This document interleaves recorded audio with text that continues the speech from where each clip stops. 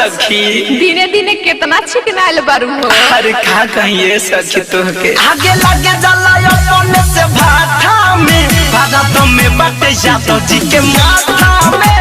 आगे लगे जला अपने से भाटा में भारत में बटे यादव जी के माथा में।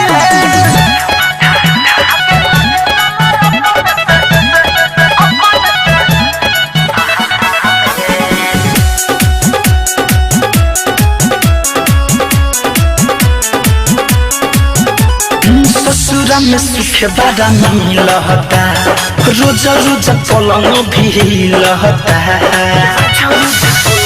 अरे सखी ससुरा में सुख बड़ा मिलता रोज रोज पलंग भी लहता।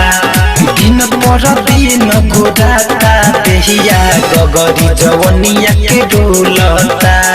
याद नहीं आवे मोरा यार के कमी नहीं होला कोनो प्यार के। मिले अलग स्वाद पियला पे सखी खाता हमें।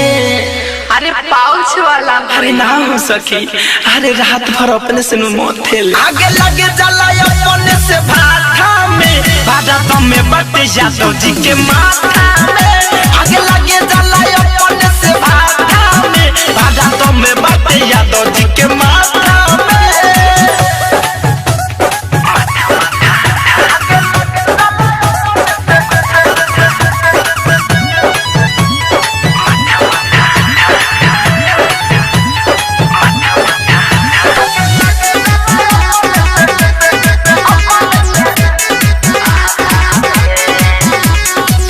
नहीं केहू से खोली हो कुछ ना धनंजय से बोली हो। राज नहीं केहू से खोली हो कुछ ना धनंजय से बोली हो। राइटर दिनेश मरादा करादा कर देता हो ही चोलिया हो। चले जब कम छा छा के मन कर छोड़ा दी भागल रहा के।